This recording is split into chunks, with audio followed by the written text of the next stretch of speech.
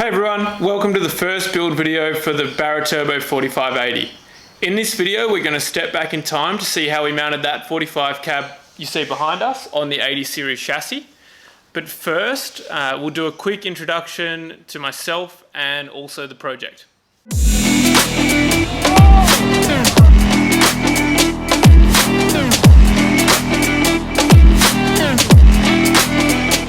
Okay, this is the first build episode, so there's going to be way more talking than normal. I think it's really important to set things up and explain exactly what I'm going to be doing throughout the series and in this episode. My name's Richard. I have a master's degree in mechanical engineering from the University of Melbourne. I work as an automotive engineer for one of the major OEMs based in Melbourne. I often cop a lot of crap about being a spreadsheet engineer from all my tradie mates, but I can assure you I've been on the tools since day dot. I'm going into this reasonably confident, even though this is my first project car or the first time I've done anything like this, and I aim to prove my critics wrong. So yeah, I can't wait to look back at this footage. I wasn't actually sure whether I should do a build log for this build or not. It does actually take a lot of extra time, and there's already enough hours in the build you see behind me to keep me entertained for years. But I did ask the questions on my socials and I got a pretty overwhelming response, so that's partially the reason why I'm doing it. And the other reason is because when I'm 80 years old, if I ever get to that age, I'd love to look back and, you know, just see I did some shit when I was younger. So yeah, those are the reasons why I'm doing this. Let's talk about the project itself. I guess I've always wanted a project car, but I've never had the space or the time for one. And due to changes in recent circumstances, I now have this space and a little workshop, which you'll see later out the side.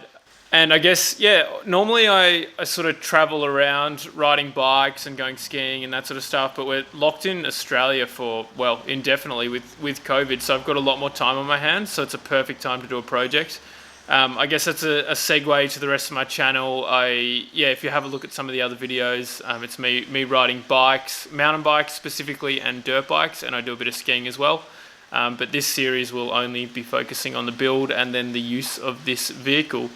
So let's get into the vehicle itself. I guess I've always needed a 4x4 to haul dirt bikes and mountain bikes and go camping. This thing is going to be a bit more serious and off-road focused. Let's talk about the rough plan for the build. This is the sort of thing I'm shooting for with the Landcruiser. This is Lawrence's old man's FJ45 with an LS. The rough shape that I'm shooting for, the rough lift and wheel size, so it gives you sort of an idea of what I'm going for. Firstly, we mount the body on the frame, which is covered in this episode. Next, we're going to be mounting the engine and all the bolt-on accessories. The next thing we're going to do after that is start up the engine, and then we're going to plumb the engine properly and spec all the auxiliary accessories. So this includes oil coolers, transcoolers, intercoolers, and radiators. I plan on designing and making a fuel system with 2 aluminium tanks, combined capacity of 200 litres. So I plan to get it water cut and weld them up myself. I'm going to make a tray. I don't know whether it's going to be out of aluminium or steel yet, but I will make it myself. I'm going to make the guards from tube. I'm not quite sure what they're going to look like. Probably similar to the photo that I just showed, but I will bend them myself and fabricate them. I'm going to put in suspension, wheels and axles. There will likely be lockers and a 3-inch lift. So then I'm going to give it a primitive interior and get it driving and engineered like that.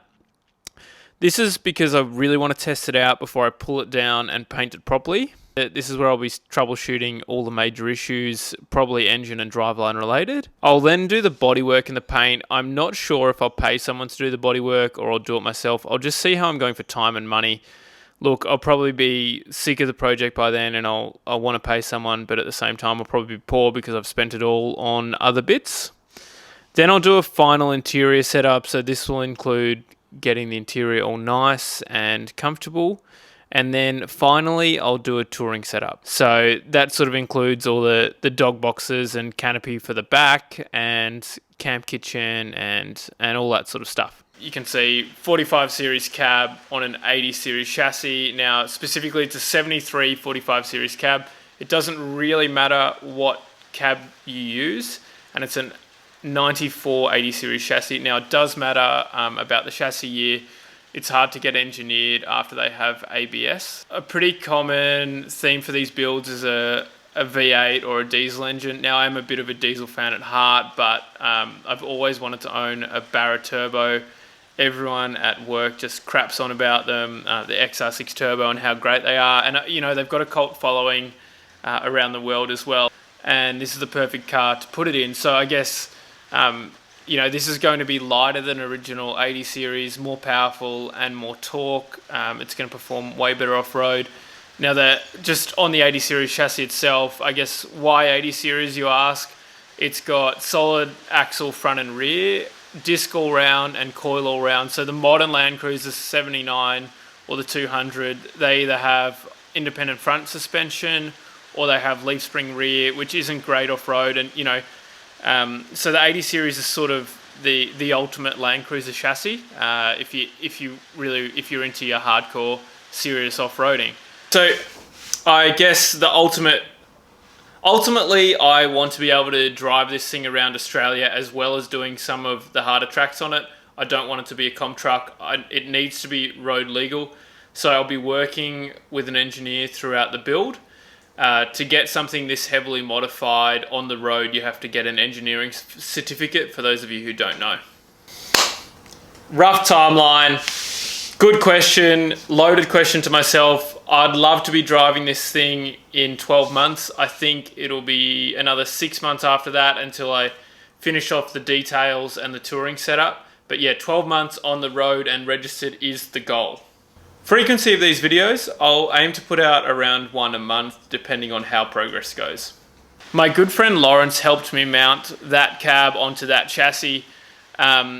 He's done it a few times before. He actually does them all the time for customers, and he has a big factory with all the tools. I'm just not well equipped enough to do it at home. Yeah, so I'm willing to pay for some knowledge and experience for him to help me out with that one. So let's have a look back in time now and see how we put that cab onto that chassis. Down here at Lawrence's factory, I like to call it Smith Tech Customs. He hasn't actually named it yet. Me and Lawrence have known each other since we've been kids. How long do you reckon, mate? 15? Yeah, or more. Yeah. 15 years. We grew up riding bikes together. So yeah, long history together. And he has been building cruisers for a while. How long have you been building cruisers for, mate? I probably got my first FJ40 about every 10 years, I reckon. Shit. And you've built, how many in that time do you reckon you've built? Lost count. I don't have enough fingers or toes. But no, so I guess what motivated me was a 4080, your old man's one specifically, but then this is one you're working on now. This is my own. So it's this is a combination of 3 cruisers that I've had. So the good bits of all 3 put into one, and it's nearing completion. It's running now, so get it on the road soon. Let's have a quick look under the hood of this thing. Woohoo! So what's this running? It's a pretty stocky LS1, 5.7 litre. Yep. Pretty impressive. Yeah, pretty stocky, is it? Well, it's got a little turbo bolted to the side just to give it a little bit more. A little turbo. Look at the size of this snail. Dinner plate size. It's got some grand plans on building the motor. It's got a nice set of heads in it now and a few other little bits and pieces, but she gets along okay. 4L80E transmission, 80 transfer case. It looks absolutely insane. Modified GU Patrol diffs going in it. These diffs have copped a bit over the years, but with the turbo, I think they're not long for this world if I leave them in there. How much fuel range have you got, mate? Like, what's the? It's got 250 litres. So I know that should probably get from servo to servo. Oh, very cool. So what's the plan for this car? Are you going to go touring, or is it going to be a hardcore off-roader? Yeah. So it won't be the most comfortable tourer, but I want to do some big trips. I'd like to be able to, go do Fink across the Simpson in it. So it's some inspiration for anyone looking to build a 4080 out there. This will be one of the biggest, baddest ones on the road, I reckon. The first thing we're doing is cutting off all the existing 80 series body mounts, engine mounts and trans mounts. To do this we're using a plasma cutter. You can use an angle grinder, however it is pretty tedious, and then we're going to clean it up with the grinding disc and the flappy disc. All the body mounts for the 80 are off and flappy disc down. I've also decided to chop around 300mm from the back of the chassis, which is mainly for the departure angle, but also the tray would be huge if I left it standard. A company called McKinnon's Cruisers have developed a weld-on solution to mount 40 series cabs to the 80 series chassis, and you can see them here. There are 4 new body mounts in total, and we're using a MIG welder to weld them on. The front crossmember has to be flipped upside down and moved back a little bit so we can mount the 40 series grille. To do this, we're lifting the chassis up with a block and tackle so we can weld underneath, because welding on the ground upside down absolutely sucks.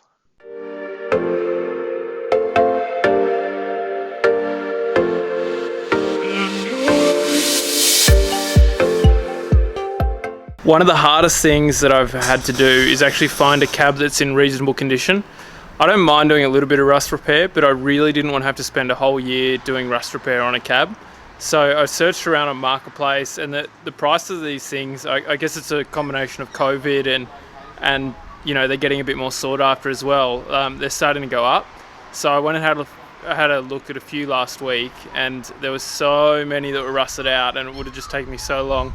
So I really lucked out. Lawrence actually had this one. It's off a farm, and it is relatively rust free. You can see there's a little bit of surface rust at the back here, which I'm going to have to fix. And then the footwell's already been patched, and there's surface rust everywhere. So obviously I'm going to have to bead blast it, and yeah, I'm going to paint it myself. So that's where we're at.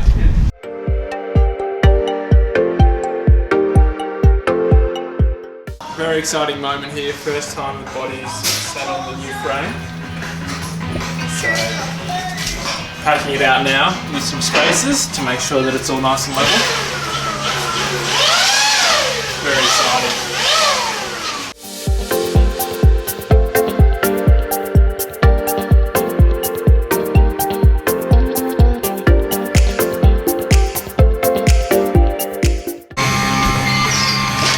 Okay, so we've got a brand new body mount, you can see there, and then we've got the rubbers in between. And we've welded some brackets onto the body, so you can see it's level. Body's sitting on the frame now, same at the back. Alright, calling it a night there. Body's on the 80 chassis. There was a bit of mucking around getting the mounts on. Lawrence is going to mount up the front grille for me and then deliver it to my house as is tomorrow, so hopefully that fits under the garage. Done some measurements and it's going to be at the tires height. Huge day for the cruiser build. So last night we finished putting the body on. Lawrence has since been working on it this morning, and I believe the grille's on, as well as a couple of the front end panels. So I've got this side of the garage, which the car's going to live on for the next sort of who knows how long. And I've also got a little workshop around the corner. Look, I'm not going to go into too much detail on the workshop today. Maybe I'll do that in another video. Alright, so there is one major problem with this space, and that is that the car won't actually be able to fit in. So this is the garage door, and this is the lintel. Hopefully I can raise the garage door to the lintel height. Let's just go have a quick look at the numbers, and I'll run you through the drama that I have. Okay, so the current cruiser height is 1970. The lift, I think there is a 2-inch lift in there, so I'm going to be running a 3-inch lift. So best case it's going to go up plus 25, worst case plus 75 if there is no lift in there at the moment. And the wheels I'm going to be running 35, so it's going to go up 75mm from what it is at now, which is on 29s. So the final height, 2070 best case or 2120 worst case. So the lintel sits at 2130 and the door at 1960. So best thing I could do is raise the door to the lintel height, which would be 2130, which would be really tight if it was the worst case scenario. It'd be all right if it was the best case scenario. So if there are any builders in the eastern suburbs who are willing to lend out their experience their demo saw and a crane in exchange for a slab or 15, hit me up. There she is, on the chassis. There he is, the big man. He's keen to get rid of it, you can tell.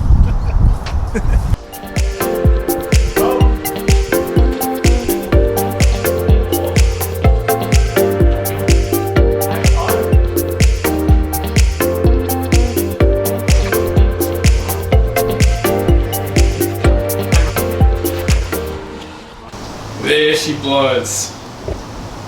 Unreal. Fair bit of work to do on it.